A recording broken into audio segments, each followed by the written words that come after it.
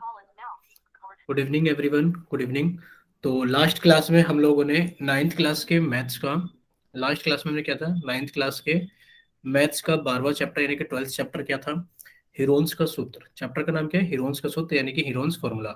और इसमें लगभग लगभग हमने सारी चीजें कर ली थी। हमारा सिर्फ एक सवाल रह गया था, लास्ट सवाल, जो हमने आपको स्क्रीन पे दिखाया था, 5वां सवाल। उससे पहले हम आपको जल्दी से एक बार रिवाइज करा देते हैं कि हीरोन्स का सूत्र होता क्या है। देखिए, आपको बताया गया था कि जो हीरोन्स का सूत्र होता है वो त्रिभुज का क्षेत्रफल निकालने के लिए इस्तेमाल किया जाता है। क्या चीज निकालने के लिए इस्तेमाल किया जाता है, आपको सर त्रिभुज का क्षेत्रफल। मान लेते हैं कोई भी त्रिभुज हमारे पास में पी क्यू आर।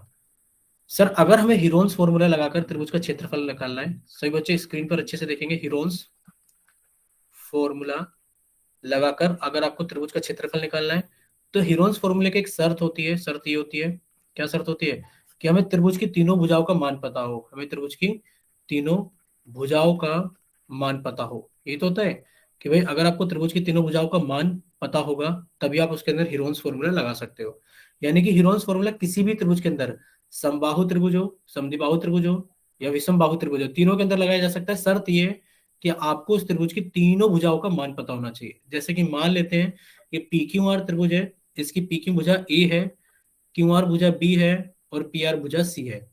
अगर आप इसकी तीनों भुजाओं को जानते हो कि ये वाली भुजा ए है, ये बी है और ये सी है, तो आप क्या कहोगे, सर जो त्रिभुज का क्षेत्रफल होगा उसको निकालने के लिए हमारे 4 स्टेप होंगे। पहला स्टेप कि सर हम सबसे पहले त्रिभुज का परिमाप निकालेंगे। सबसे पहले क्या निकालेंगे, त्रिभुज का परिमाप निकालेंगे। आप जानते हैं कि त्रिभुज का परिमाप क्या होता है, तीनों भुजाओं का योग। आपने लिखा ए प्लस बी प्लस सी, ठीक है।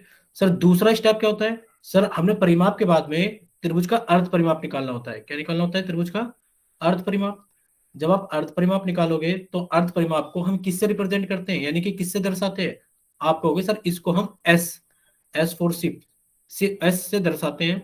और सर ये अर्ध परिमाप है, यानी कि परिमाप का आधा होता है, तो आपने लिखा sir A plus B plus C by two, यानी कि जो भी परिमाप था परिमाप का आधा कर दिया अर्ध परिमाप, इसको हम एस से रिप्रेजेंट करते हैं, यानी कि एस से दर्शाते हैं। तीसरा स्टेप होता है कि सर हम एस में से, अर्ध परिमाप में से पहली भुजा को घटा देते हैं। सर हम अर्ध परिमाप में से दूसरी भुजा को घटा देते हैं और हम अर्ध परिमाप में से तीसरी भुजा को घटा देते हैं। यानी कि हम इन तीनों का मान निकाल लेते हैं जो भी आए, S minus A, S minus B, S minus C. और चौथा स्टेप होता है कि अब जो त्रिभुज का क्षेत्रफल होगा, कि त्रिभुज पी क्यू आर का जो क्षेत्रफल होगा वो कितना होगा, आप कहोगे सर अंडर रूट के अंदर एस, एस माइनस ए गुणा एस माइनस बी गुणा एस माइनस सी, ठीक है। तो ये सारी चीजें हमने पढ़ी थी लास्ट क्लास तक और हमने इसके 4 सवाल कर लिए थे। आपको रिवाइज हो गया होगा कि हीरोन्स फॉर्मूला क्या होता है, कि सर हीरोन्स सूत्र को लगाने के लिए एक शर्त होती है कि त्रिभुज की तीनों भुजाओं का मान पता होना बहुत ज्यादा जरूरी है। सर अगर हम हीरोन्स फॉर्मूला लगा के त्रिभुज का क्षेत्रफल निकालेंगे तो कुछ स्टेप होते हैं। पहला स्टेप, यानी कि आपने कहा सर जो स्टेप्स हमें लिखने होते हैं वो होते हैं, पहला स्टेप कि त्रिभुज का परिमाप निकालो। दूसरा स्टेप कि उसका अर्ध परिमाप यानी कि एस सेमी पेरीमीटर निकालो।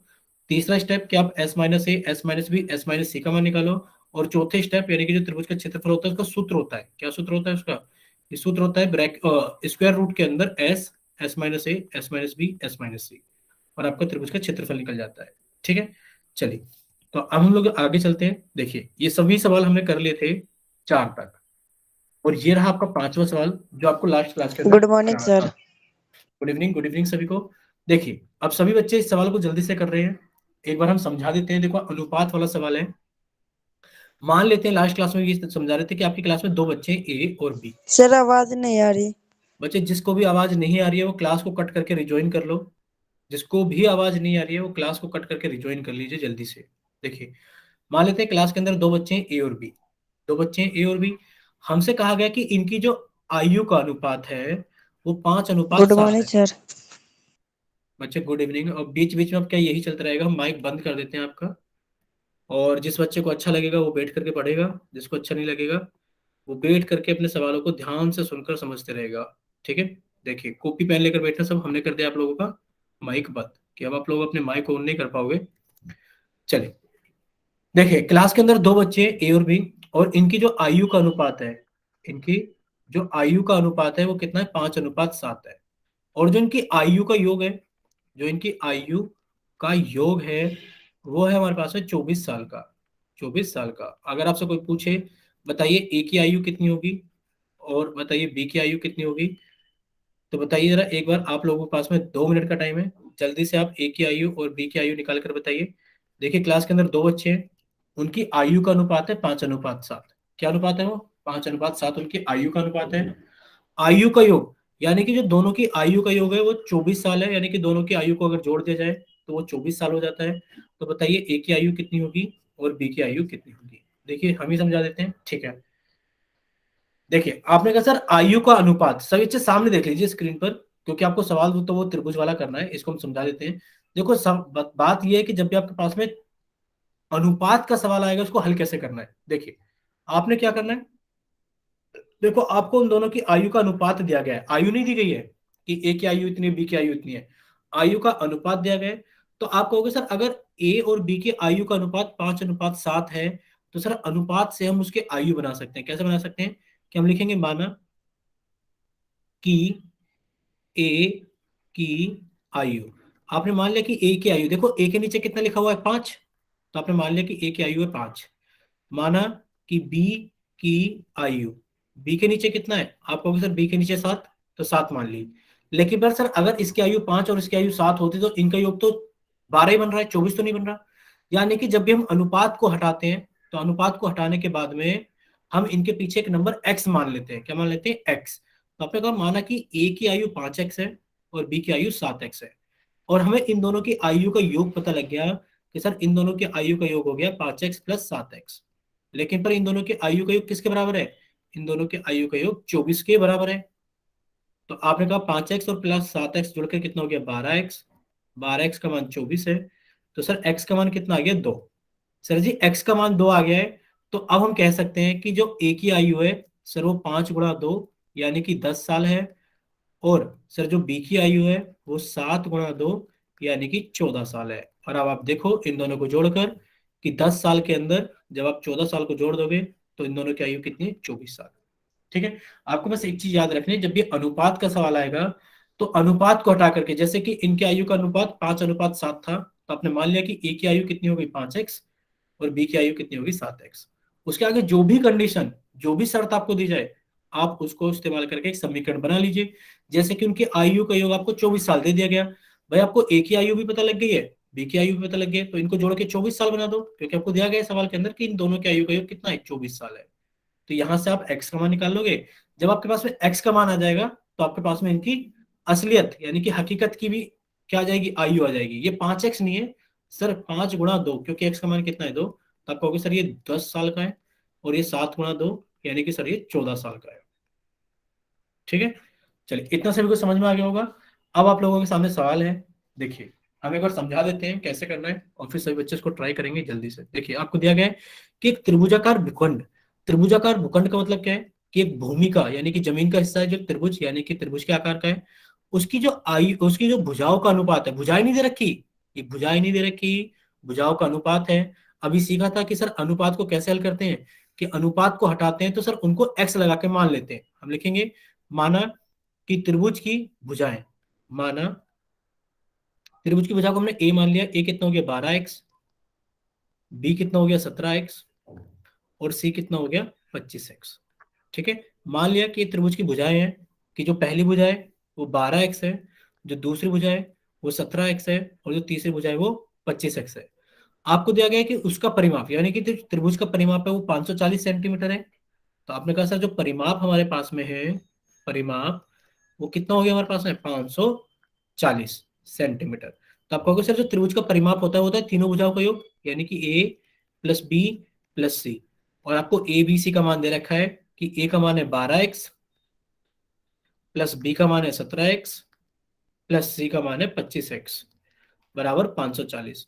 आपने कहा सर ये कितना हो गया हमारे पास में? 25, 35, 42, 44, यानी कि आपने कहा सर 54x बराबर 540, और सर x का मान आ गया 10। सर जी जब x का मान 10 आ गया है तो यानी कि जो पहली भुजा होगी वो हो गया 12 × 10 यानी कि 120 सेंटीमीटर, जो दूसरी भुजा वो होगी 17 × 10 यानी कि 170 सेंटीमीटर, और जो तीसरी भुजा है वो हो गई 25 × 10 यानी कि 250 सेंटीमीटर।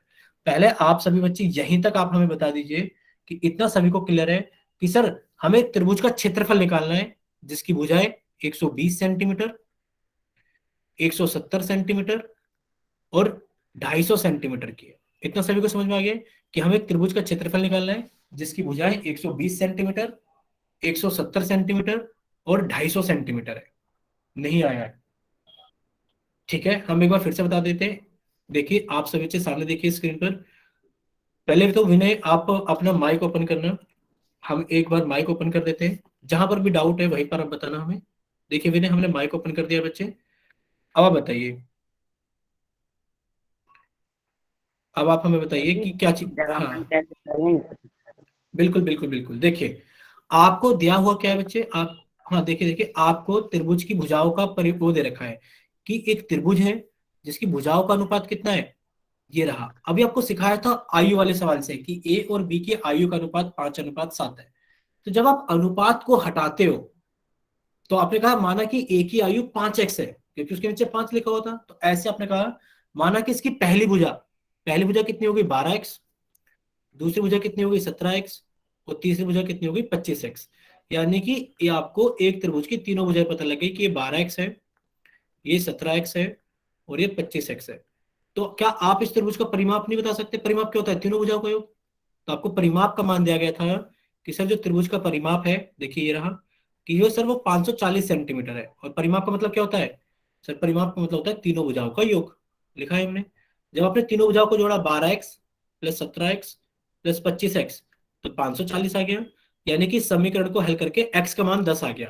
कितना आ गया, x का मान 10। सर इस x के मान को 10 को कहाँ इस्तेमाल करें? भाई आपको त्रिभुज की भुजा नहीं पता थी, आपने त्रिभुज की भुजा 12x मानी थी, तो x का मान 10 रख दो। तो त्रिभुज की भुजा कितनी होगी, 120 सेंटीमीटर। सर जो त्रिभुज की दूसरी भुजा थी वो 17x थी, ये लिखा ना अनुपात 17। तो दूसरी भुजा 17x थी, तो जब 10 से गुणा किया तो हमारे पास में 170 सेंटीमीटर हो गई। जब आपने तीसरी भुजा को देखा, वो 25x आपने मानी थी, तो x का मान 10 रख दिया। तीसरी भुजा कितनी हो गई, 250 सेंटीमीटर की हो गई। ठीक है, यानी कि अनुपात को हटाया आपने और आपने त्रिभुज की भुजाओं को निकाल लिया। यानी कि अब आपको एक ऐसे त्रिभुज का क्षेत्रफल निकालना है, यानी कि अब आपको एक ऐसे त्रिभुज का क्षेत्रफल निकालना है जिसकी एक भुजा तो 120 सेंटीमीटर है, एक भुजा 170 सेंटीमीटर है और एक भुजा 250 सेंटीमीटर है। चलिए अब आप सभी बच्चे काम पर लग जाइए कि एक त्रिभुज है पी क्यू आर। इसकी एक भुजा 120 सेंटीमीटर की है, एक भुजा 170 सेंटीमीटर की है और एक भुजा 250 सेंटीमीटर की है। तो बताइए त्रिभुज पी क्यू आर का क्षेत्रफल, त्रिभुज पी क्यू आर का क्षेत्रफल कितना होगा? सभी बच्चे त्रिभुज पी क्यू आर का क्षेत्रफल निकालेंगे, कितना होगा आपसे पूछा जा रहा है। आपको कुछ स्टेप्स फॉलो करने होते हैं क्षेत्रफल निकालने के लिए। पहला स्टेप, आप त्रिभुज का परिमाप निकालेंगे। तो आपने कहा सर जो त्रिभुज का परिमाप होगा वो हमें दे रखा है कि सर जो त्रिभुज का परिमाप है वो 540 सेंटीमीटर है, तो निकालने की जरूरत ही नहीं है। आपने कहा सर जो परिमाप है वो 540 सेंटीमीटर है, 540। दूसरा स्टेप, सर अब हम अर्ध परिमाप निकालेंगे। तो सर अर्ध परिमाप का मान कितना हो गया, अर्ध परिमाप, सर इसको हम एस से रिप्रेजेंट करते हैं, एस से दर्शाते हैं। और इसका मान कितना हो गया सर, परिमाप बटे 2, यानी कि सर ये हो गया 270 सेंटीमीटर। कितना हो गया, 270 सेंटीमीटर। सर तीसरा स्टेप करते हैं हम लोग, क्या करते हैं कि S minus A, S minus B और एस माइनस सी का मान निकालते हैं। निकालो एस माइनस ए, यानी कि आपने कहा सर एस की वैल्यू तो कितनी है, 270 माइनस, सर पहली भुजा 120 को घटा देते हैं, घटा दो 120 को, तो कितना आ गया हमारे पास में, 150 सेंटीमीटर। सर 270 माइनस दूसरी भुजा 170 को घटा देते हैं, तो कितना हो गया हमारे पास में, 100 सेंटीमीटर। और तीसरी भुजा आपने लिखा सर 270 माइनस 250, सर ये हो गया हमारे पास में 20 सेंटीमीटर। अगर आप सभी को यहां तक समझ में आ गया है तो आप लोग वाई टाइप करना, और अगर किसी बच्चे को यहां तक आने में डाउट है तो एन टाइप करना, या फिर वो अपना माइक ओपन करके भी पूछ सकता है कि सर मुझे यहाँ पर डाउट है। चलिए सभी को समझ में आ गया है? ठीक है, अब आप सभी का एक काम है कि सामने आपको कुछ चीजें दिख रहे हैं, डाटा दिख रहा है, इस डाटे का इस्तेमाल करो सभी चीजों का। और आप त्रिभुज पी क्यू आर का क्षेत्रफल बताइए कितना होगा। त्रिभुज पी क्यू आर का क्षेत्रफल निकालिए और चैट सेक्शन में टाइप कीजिए कि त्रिभुज पी क्यू आर का क्षेत्रफल कितना आएगा, जल्दी से सभी बच्चे। सर क्वेश्चन निकाल दो वो पोल वाला। आप क्वेश्चन पोल में नहीं करना बच्चे, चैट सेक्शन में करना है बच्चे। क्वेश्चन का करना ही क्या है, अब तो आपको क्षेत्रफल निकालना है। तो क्वेश्चन ये रहा कि त्रिभुज की भुजाएं हमें ये दिख रही 120, 170, 250 सेंटीमीटर। बताइए इस त्रिभुज का क्षेत्रफल कितना होगा। ठीक है, क्वेश्चन यही है सामने जो लिखा हुआ है कि त्रिभुज पी क्यू आर का क्षेत्रफल बताइए कितना होगा। निकालिए सभी बच्चे इसको जल्दी से, त्रिभुज पी क्यू आर का क्षेत्रफल कितना होगा।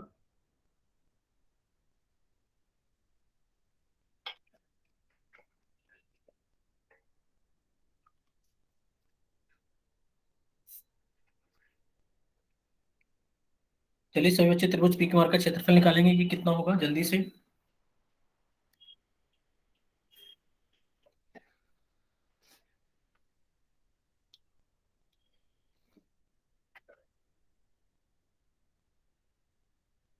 एक बच्चे का आंसर आ गया है। बाकी वरुण कुमार, आपने जो भी आंसर भेजा है प्लीज आप उसको एक बार चेक कर लो कि हीरोन्स फॉर्मूला होता क्या है और उसको कैसे हल करते हैं।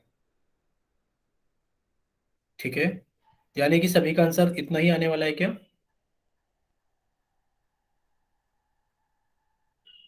चलिए हम आप लोगों को बता ही देते हैं, सभी बच्चे सामने देखेंगे स्क्रीन पर।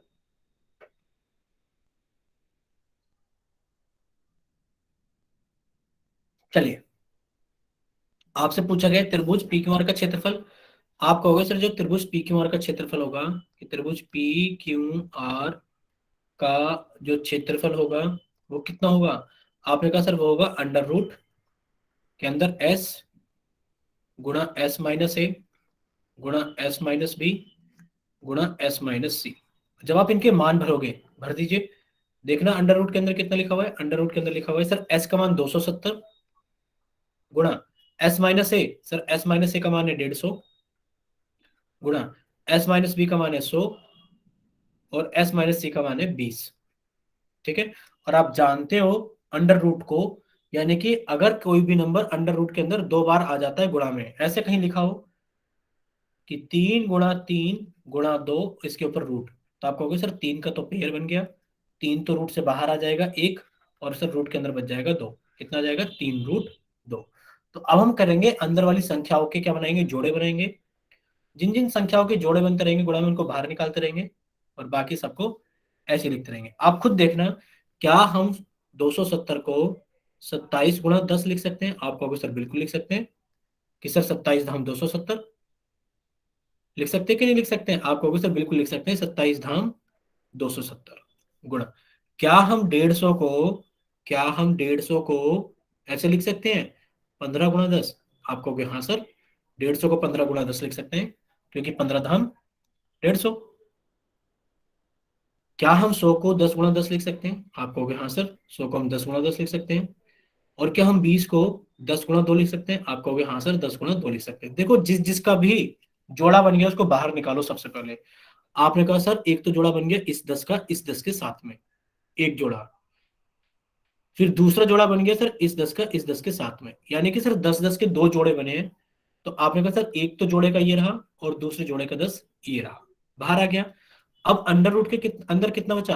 अब अंडर रूट के अंदर एक तो बचा 27, हम लिख दिया 27 गुणा, एक बचा हमारे पास में 15, हमने लिख दिया 15 गुणा, एक हमारे पास में बचा 10, 10 गुणा, एक हमारे पास में बचा 2। कितना बचा 2। चलिए, जब आप इसको और आगे हल करोगे तो कितना आएगा आपके पास में।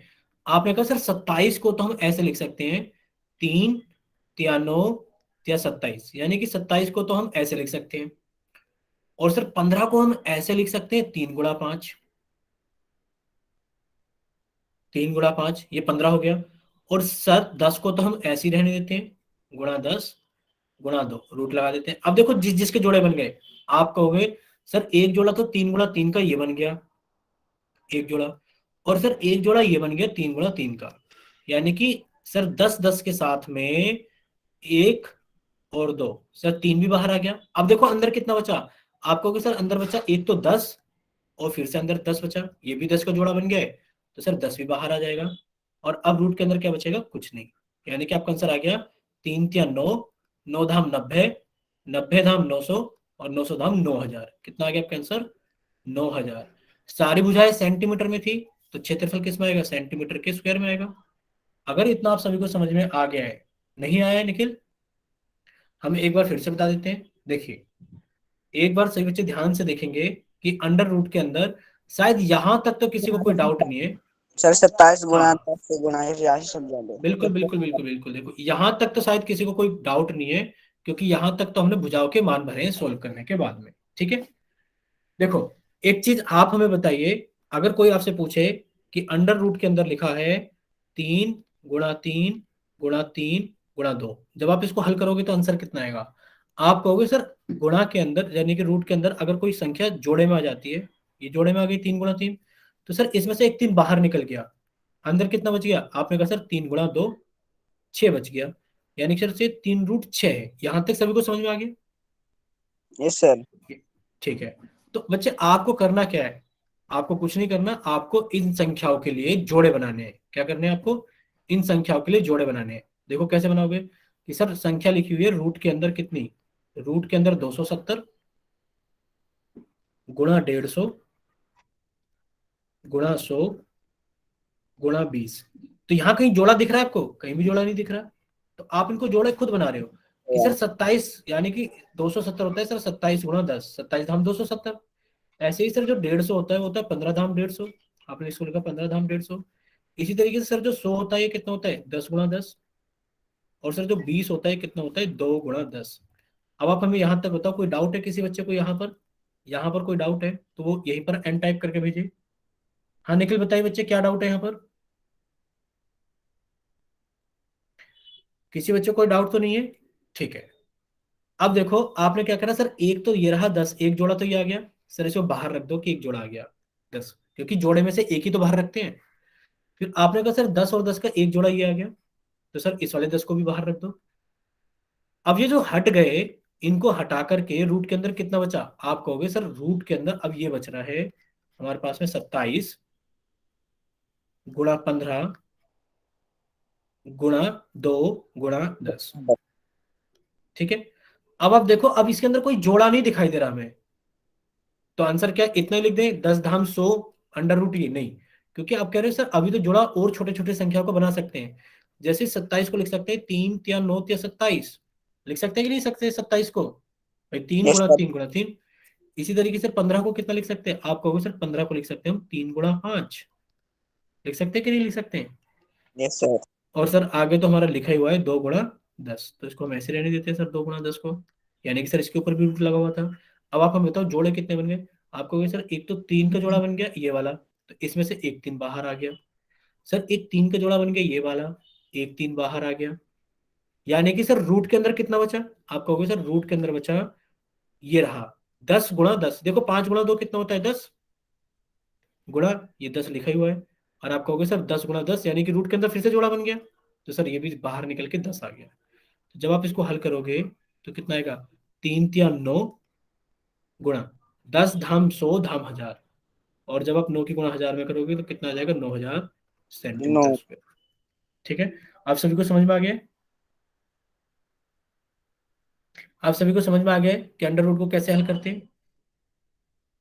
ठीक है, यानी कि इस सवाल का आंसर कितना हो गया हमारे पास में? सर इस सवाल का आंसर हो गया option number C, 9000 centimetre square. अब सभी को समझ में आ गया है? आपने दो चीजें सीखी हैं, एक तो अनुपात हटाना सीखा है, और आपने बड़े बड़े जो हमारे गुणनखंड होते हैं उनको छोटे छोटे हिस्सों में कैसे भाग मतलब कैसे सोल्व करते हैं, ये चीज सीख ली है। ठीक है, चलिए अब आपके चैप्टर हो गए खत्म। ठीक है, अब क्या हो गया, आप लोगों का चैप्टर हो गए खत्म। ये रहा सारांश। सारांश, सॉरी सारांश में कुछ भी नहीं है, सारांश में सिर्फ आपको एक चीज बताई गई है कि यदि त्रिभुज की भुजाएं ए बी और सी हो, यानी कि एक ऐसा त्रिभुज हो, कैसा? विषम बाहु त्रिभुज हो, एक ऐसा त्रिभुज हो जो कि एक विषम बाहु त्रिभुज है, ये रहा विषम बाहु त्रिभुज। तो आप क्या करोगे? आप कहोगे सर विषम बाहु त्रिभुज में ए भुजा ए मान ली, ये बी मान ली, सी मान ली, तो हीरोन्स के सूत्र द्वारा त्रिभुज का क्षेत्रफल, यानी कि आप इसके क्षेत्रफल को निकाल लोगे। कैसे निकालोगे सर? पहला स्टेप वही कि सर त्रिभुज का परिमाप निकालेंगे। सर परिमाप होता है ए प्लस बी प्लस सी तीनों भुजाओं का योग। दूसरा स्टेप सर इसका आधा निकालेंगे, अर्ध परिमाप, यानी कि A plus B plus C बटे 2। सर तीसरा स्टेप, सर हम S minus A, S minus B, S minus C को कैलकुलेट करेंगे। और फिर सर चौथा स्टेप हम त्रिभुज का क्षेत्रफल निकालेंगे, और त्रिभुज त्रिभुज का क्षेत्रफल होता है वो कितना होता है? अंडर रूट के अंदर एस गुणा एस माइनस ए गुणा एस माइनस बी गुणा एस माइनस सी। ठीक है बच्चे, इतना सभी को समझ में आ गया होगा। अब हम लोग चलते हैं आगे, समझ में आ गया सभी को? ठीक है, अच्छा एक छोटी सी इंफॉर्मेशन हमको चाहिए। ये बताइए आप हमें कि आपको होमवर्क वीडियो के थ्रू जा रहा है ना, ये बताइए हमें। आपने 9M02 और 9M04 का होमवर्क वीडियो के थ्रू कर लिया है ना सभी ने? ठीक है, वेरी गुड। आज आपको 9M12 यानी कि आपको इस वाले,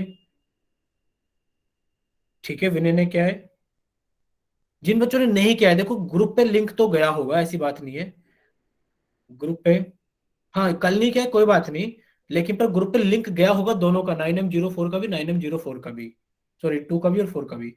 आप उसको खत्म कर लेना। आज आप लोगों को 9M12 का भी लिंक मिल जाएगा, 9M12। ठीक है, तो आज आपको 9M12 का, हाँ क्लास में हम भी लिंक दे देंगे 9M12 का भी, आज लास्ट में दे देंगे। तो ये आप लोगों का होमवर्क है कि होमवर्क आपको वीडियोस के थ्रू सभी को करते रहना है। ठीक है, चलिए अब चलते हैं आगे। आज से बच्चे अपनी कॉपी के अंदर हेडिंग डालेंगे कि हम एक नया चैप्टर स्टार्ट कर रहे हैं, 9M13, यानी कि 9th क्लास के मैथ्स का 13वां चैप्टर, जिसका नाम है पृष्ठीय क्षेत्रफल और आयतन। क्या नाम है? पृष्ठीय क्षेत्रफल और आयतन, यानी कि सरफेस एरिया एंड वॉल्यूम।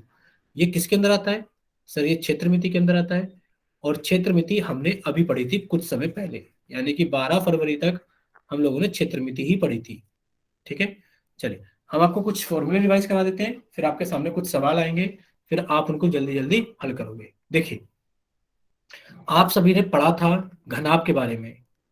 अगर किसी बच्चे को घनाभ के फॉर्मूले याद है कि घनाभ का कुल पृष्ठ क्षेत्रफल, घनाभ का पार्श्व पृष्ठ क्षेत्रफल, तो वो जल्दी से भेज सकते हैं सूत्र।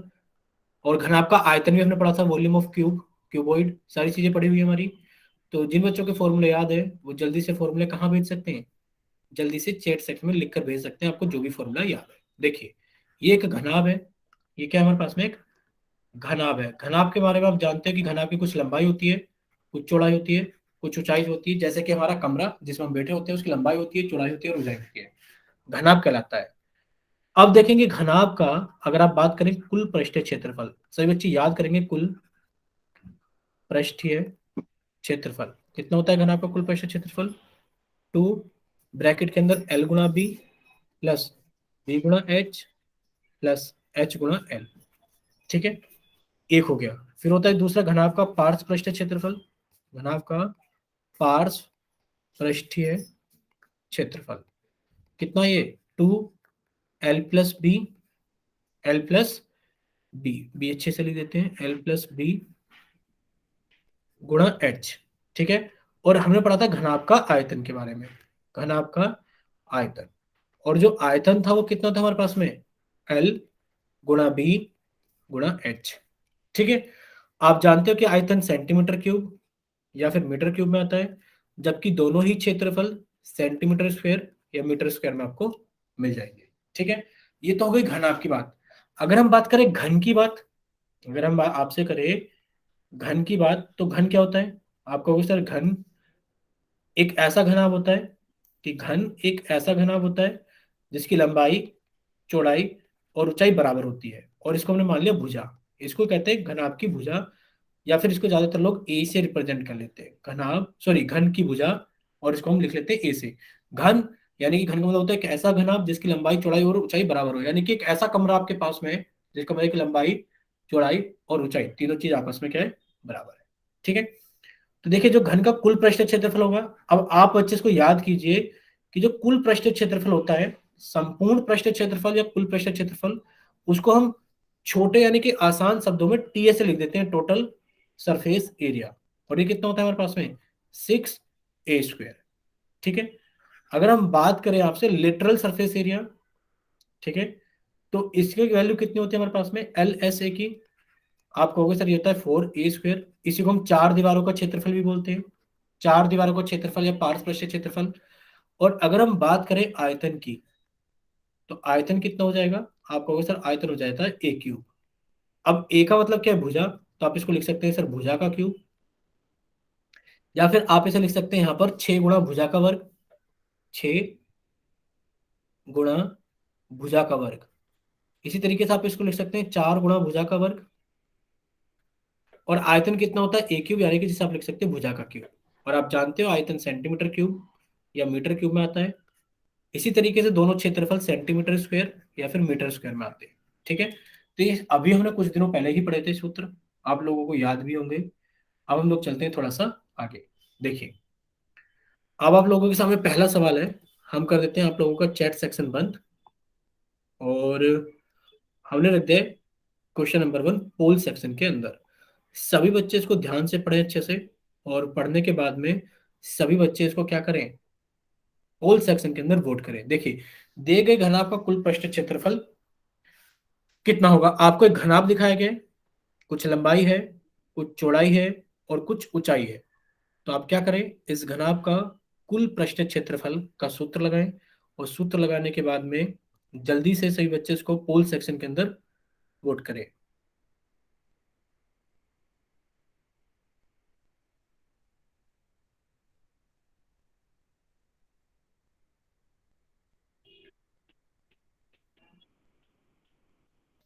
चलिए, सभी बच्चे क्या करेंगे, इसको जल्दी से हल करेंगे, और हल करने के बाद में अपना आंसर जल्दी से पोल सेक्शन के अंदर वोट करेंगे।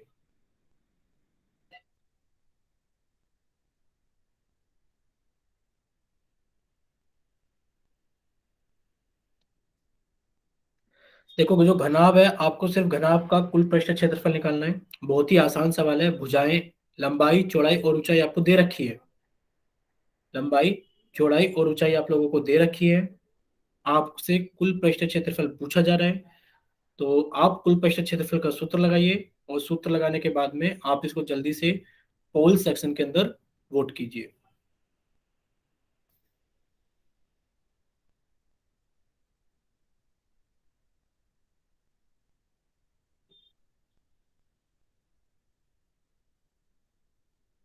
चलिए, अब आप लोगों के पास में आखिरी 20 सेकंड है।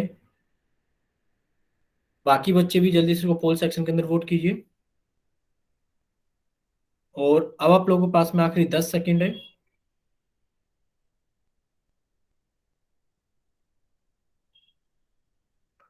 और अब आप लोगों के पास में आखिरी 5 सेकंड है। 5, 4, 3, 2, 1। चलिए, अब आप लोगों का पोल सेक्शन बंद किया जाता है, और अब आप लोगों का चैट सेक्शन ऑन किया जाता है।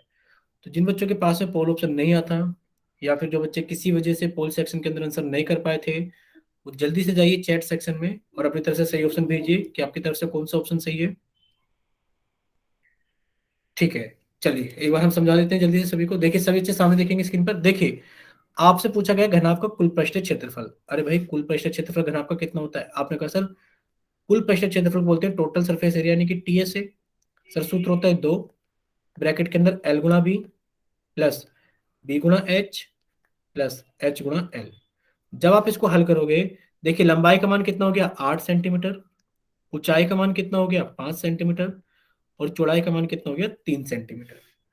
तो आपने लिख लिया sir L 8 centimetre, sir B 3 centimetre, और एच 5 सेंटीमीटर। ठीक है, निकालिए। आपने कहा सर सभी के मान भर देते हैं। देखिए, 2 का मान तो 2 ही रहेगा।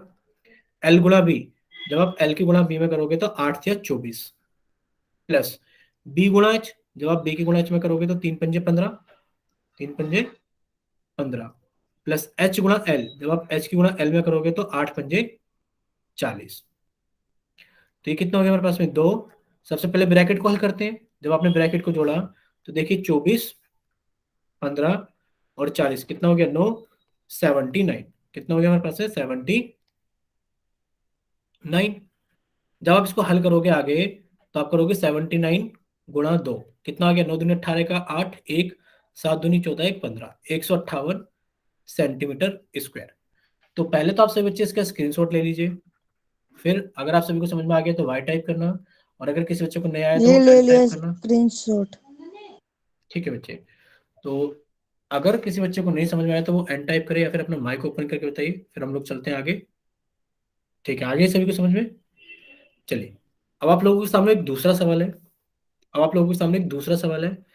हमने आप लोगों को कर दिया चैट सेक्शन बंद, क्योंकि सभी को समझ में आ गया है, और हमने लिख दिया आपका क्वेश्चन पोल सेक्शन के अंदर। तो आप सभी बच्चे इस सवाल को हल करें। आप सभी बच्चे इस सवाल को हल करें। आपको दिया गया है कि दिए गए घन का, देखो आपको इस बार घन दिया गया है। घन आप जानते हो कि सर घन एक ऐसा घनाभ होता है जिसकी लंबाई, चौड़ाई और ऊंचाई सभी चीजें बराबर होती हैं भुजा के। और सर भुजा का जो मान दे रखा है वो दे रखा है 4 सेंटीमीटर। आपसे पूछा गया है पार्श्व पृष्ठीय क्षेत्रफल, तो आप इसके पार्श्व पृष्ठीय क्षेत्रफल का सूत्र लगाइए। सूत्र लगाने के बाद में आप क्या करेंगे, आपका जो भी आंसर आएगा उसको जल्दी से पोल सेक्शन के अंदर वोट कर देंगे। लेकिन पर आपके लोगों के पास में ज्यादा टाइम नहीं है क्योंकि आसान सा सवाल है। तो जल्दी से इसको हल करें और हल करने के बाद में जल्दी से पोल सेक्शन के अंदर वोट करें।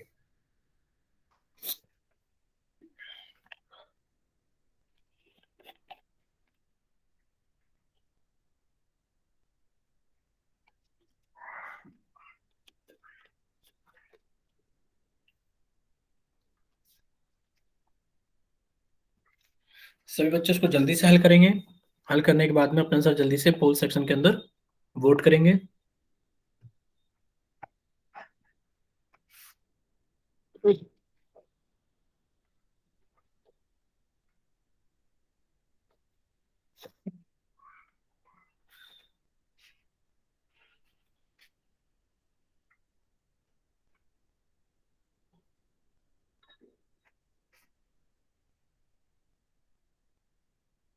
चलिए अब आप लोगों के पास में आखिरी 20 सेकंड है, क्योंकि बच्चों ने हल करने के बाद में पोल सेक्शन के अंदर वोट करना भी शुरू कर दिया, काफी बच्चों ने कर भी दिया है।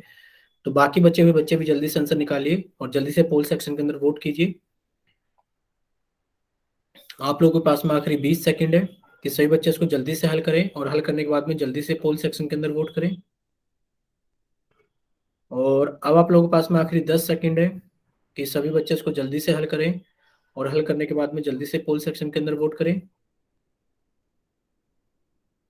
और अब आप लोगों के पास में आखिरी 5 सेकंड है। 5, 4,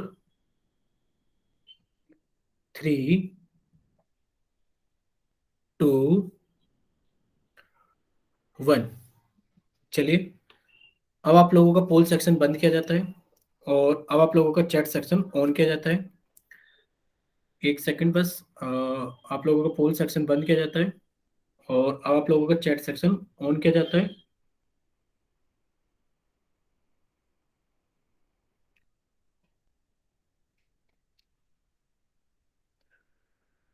देखिए आप लोगों का चैट सेक्शन ऑन हो गया है। चलिए अब सब बच्चे सामने देखेंगे स्क्रीन पर, सब बच्चे सामने देखेंगे स्क्रीन पर। हम समझा देते हैं एक बार जल्दी से ताकि हम लोग आगे चल सकें। देखिए आप जानते हैं कि जो घन का पार्श्व पृष्ठीय क्षेत्रफल होता है, सर उसका सूत्र होता है पार्श्व पृष्ठीय क्षेत्रफल। सर इसका एक सूत्र होता है, कितना होता है वो, 4 गुणा भुजा का वर्ग। कितना होता है, 4 गुणा भुजा का वर्ग। जब आप इसको हल करोगे तो होगे 4 गुणा भुजा का वर्ग। भुजा कितनी दी गई है हम लोगों को, सर भुजा दी गई है हमें 4 सेंटीमीटर। तो आप लिखे सर 4 का वर्ग। अच्छा सबसे पहले हम इसको वर्ग कर लेते हैं। सर 4 का वर्ग कितना हो गया, 16, और 16 चौक कितना हो गया, 64। अब क्षेत्रफल है तो 64 सेंटीमीटर स्क्वायर, क्योंकि भुजा सेंटीमीटर में है। तो आप लोगों को क्या होगा, ऑप्शन नंबर बी सही होगा। तो सबसे पहले बच्चे इसका स्क्रीनशॉट ले लीजिए और फिर आप अगर सभी को समझ में आ गया तो वाई टाइप करना। अगर किसी बच्चे को नहीं समझ में आया तो एन टाइप करना, या फिर वो अपना माइक ओपन करके बताइए कि उनको कहाँ पर नहीं समझ में आया है जल्दी से। जिन बच्चों ने सी ऑप्शन भेजा था उनको पता लग गया कि उनकी गलती कहाँ पर है। ठीक है बच्चे माइक बंद प्लीज। चलिए अब आप लोगों के सामने एक तीसरा सवाल है। हमने कर दिया आप लोगों का चैट सेक्शन बंद और हमने रख दिया आपका क्वेश्चन नंबर 3 पोल सेक्शन के अंदर। ठीक है, क्वेश्चन नंबर 3 पोल सेक्शन के अंदर सभी बच्चे इसको हल करेंगे। हल करके अपना आंसर जल्दी से पोल सेक्शन के अंदर वोट करेंगे। देखो बहुत ही आसान सवाल है।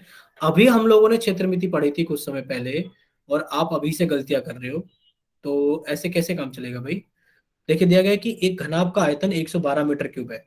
अब ये घनाभ का आयतन है, तो आपने कहा सर जो आयतन का मान हमें दिया गया कितना दिया गया, 112 मीटर क्यूब, जिसमें सर आपको लंबाई का मान कितना दे दिया गया, 8, चौड़ाई का मान कितना दे दिया गया, 7 मीटर, और आपसे ऊंचाई का मान पूछा गया है। कितना आसान सवाल है, क्योंकि आयतन कितना होता है, लंबाई गुणा चौड़ाई गुणा ऊंचाई, और इसका मान है 112। सर लंबाई की वैल्यू रख दें तो सर लंबाई है 8 मीटर। सर चौड़ाई की वैल्यू रख दें तो सर चौड़ाई है 7 मीटर, गुणा सर ऊंचाई हमसे पूछी गई है। तो आप इस समीकरण को हल करें, और हल करने के बाद में जल्दी से ऊंचाई का मान आपका जो भी आ रहा है उसको जल्दी से पोल सेक्शन के अंदर वोट करें। चलिए,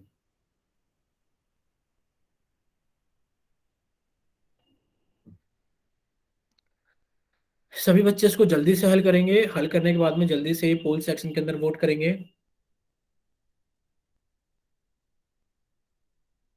सभी बच्चे इसको जल्दी से हल करेंगे। हल करने के बाद में जल्दी से पोल सेक्शन के अंदर वोट करेंगे।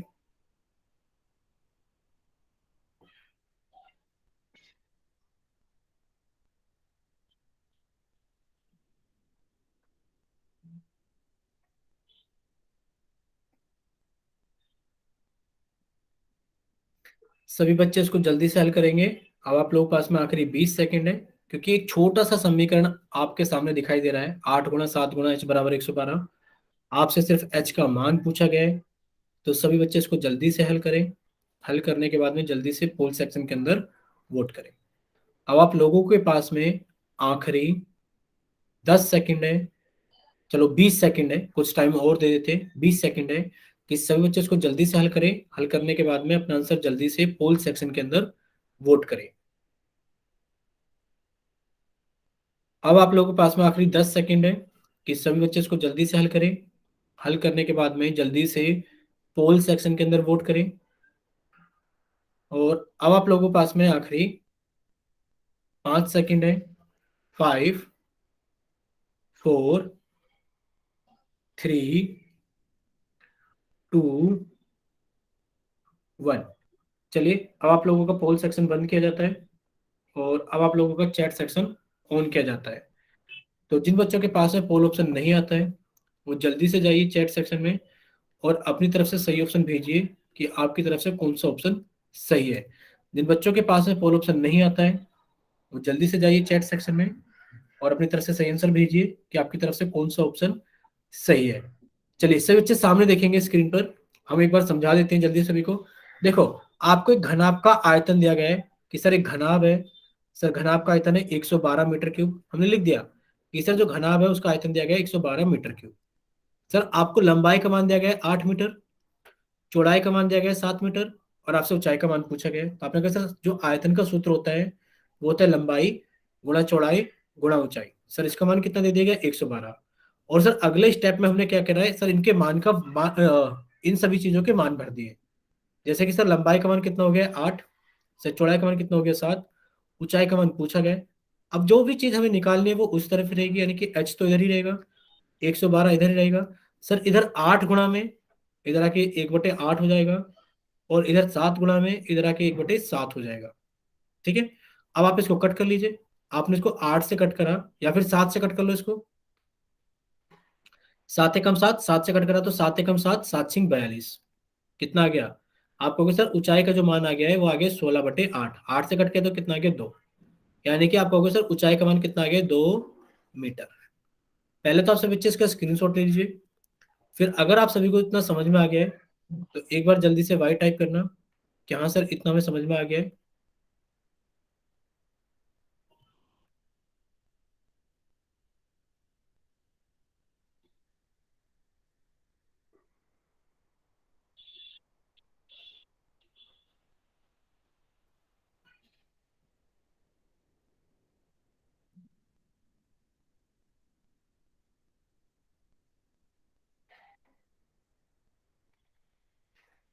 चलिए, ऊंचाई का मान कितना आ गया? 2 मीटर। ठीक है, तो आप कहोगे सर कौन सा ऑप्शन सही है? आप कहोगे ऑप्शन सी, 2 मीटर सही है। ठीक है, सभी को समझ में आ गया? चलिए, अब हम लोग चलते हैं थोड़ा सा आगे। देखिए, अब बात आ गई बेलन के आयतन की। तो हम एक काम करते हैं, पहले आप लोगों का चैट सेक्शन बंद कर देते हैं और अब हम आप लोगों को पहले बेलन के सूत्र रिवाइज करा देते हैं। इस सवाल है बेलन का, तो सभी बच्चे अपनी कॉपी निकाल लीजिए। और कॉपी के अंदर आप जानते हैं कि बेलन एक ऐसी आकृति होती है जिसके ऊपर और नीचे दोनों तरफ कितने होते हैं? क्या होते हैं? वृत्त होते हैं। अगर इस वृत्त की त्रिज्या r है और इस बेलन के दोनों आधारों के बीच की दूरी h है, तो आप कहोगे सर इस बेलन का जो वक्र पृष्ठ क्षेत्रफल होता है, वक्र, गलत लिख दिया गया है थोड़ा सा, ठीक है अब, वक्र पृष्ठीय क्षेत्रफल। सर इसका सूत्र होता है 2 पाई आर एच। क्या होता है? 2 पाई आर एच। सर इसका जो कुल पृष्ठ क्षेत्रफल यानी कि संपूर्ण पृष्ठ क्षेत्रफल होता है, संपूर्ण पृष्ठीय क्षेत्रफल, वो कितना होता है? 2 पाई आर, और ब्रैकेट के अंदर H+R। और जो बेलन का आयतन होता है वो कितना होता है? आप कहोगे सर जो बेलन का आयतन होता है वो होता है πr²H। आप जानते हो कि आयतन तो हमारा सेंटीमीटर क्यूब या फिर मीटर क्यूब में आएगा, जबकि दोनों ही क्षेत्रफल हमारे किस में आएंगे? सेंटीमीटर स्क्वायर या फिर मीटर स्क्वायर में आएंगे। पहले तो आप सब बच्चे, बेलन का वक्र पृष्ठ क्षेत्रफल कितना होता है? 2 पाई आर एच। संपूर्ण पृष्ठ क्षेत्रफल कितना होता है? 2 पाई आर, ब्रैकेट के अंदर H+R, और आयतन कितना होता है? πr²H। सभी बच्चे पहले अपनी कॉपी के अंदर ये फॉर्मूले लिख लीजिए, स्क्रीनशॉट ले लीजिए। अब हम इनको हटा देते हैं, अब हम इनको हटा देते हैं। अब सभी बच्चे सवाल को देखेंगे अच्छे से कि सवाल क्या है। देखिए, यदि बेलन का आयतन ज्ञात कीजिए, यदि ऊंचाई, यानी कि आपको H का मान कितना दे दिया गया है? 21 मीटर। और यदि तथा त्रिज्या 8, यानी कि आपको R का मान कितना दे दिया गया है? 8 मीटर। और जो पाई का मान आपको इस्तेमाल करना है 22/7। आपको बताना है कि बेलन का आयतन कितना होगा। आपसे पूछा जा रहा है कि बताइए बेलन का आयतन कितना होगा। आप जानते हैं कि बेलन के आयतन का सूत्र होता है पाई, कितना होता है सूत्र? पाई r²H। तो πr²H के अंदर आप सभी के मान भरिए, और मान भरने के बाद में आप उसको हल कीजिए। हल करने के बाद में जो भी आप लोगों का आंसर आए उसको जल्दी से पोल सेक्शन के अंदर वोट कीजिए। चलिए, सभी बच्चे जल्दी से इसको हल करेंगे, और हल करने के बाद में जल्दी से आंसर पोल सेक्शन के अंदर जल्दी से वोट करेंगे। प्रश्न नंबर 4,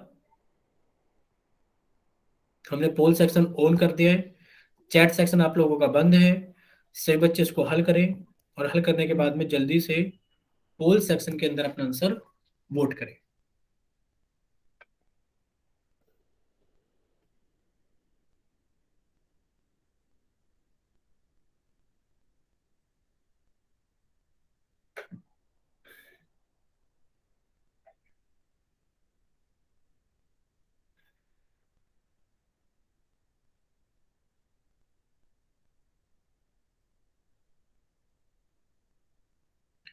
चलिए, एक छोटा सा सवाल है, πr²H, यानी कि पाई का मान रखना है, r² का मान रखना है, H का मान रखना है।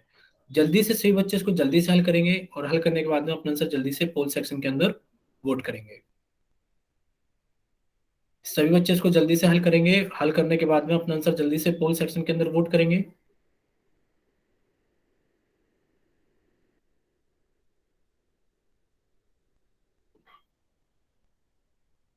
सभी बच्चे इसको जल्दी से हल करेंगे, हल करने के बाद में अपना आंसर जल्दी से पोल सेक्शन के अंदर वोट करेंगे।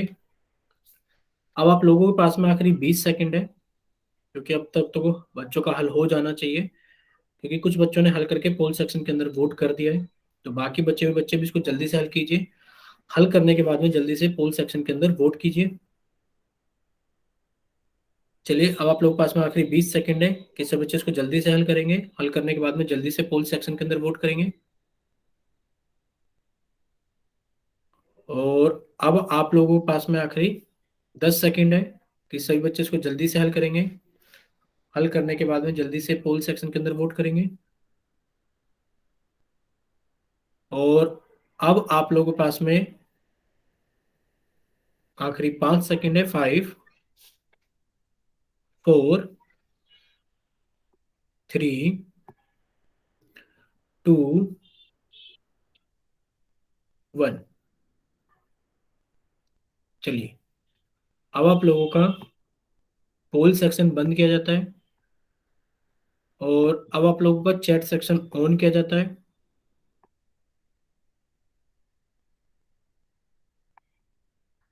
जिन बच्चों के पास में पोल ऑप्शन नहीं आता है, या जो किसी वजह से पोल सेक्शन के अंदर आंसर नहीं कर पाए थे, वो जल्दी से जाइए चैट सेक्शन में और अपनी तरफ से सही आंसर भेजिए कि आपकी तरफ से कौन सा ऑप्शन सही है। ठीक है, चलिए सभी बच्चे सामने देखेंगे स्क्रीन पर। देखो, आपसे बेलन का आयतन पूछा गया है, यानी कि इस सवाल के अंदर आपको क्या क्या दिया गया है कि बेलन की ऊंचाई का मान कितना है, 21 मीटर। बेलन की त्रिज्या का मान कितना है, 8 मीटर। बेलन का आयतन पूछा गया है। बेलन का आयतन कितना होता है, पाई आर स्क्वायर एच। तो पाई का मान कितना रख दिया हमने, 22/7 R square. Sir R square का मतलब है 8 का वर्ग, यानी कि सर 8 × 8 गुणा एच।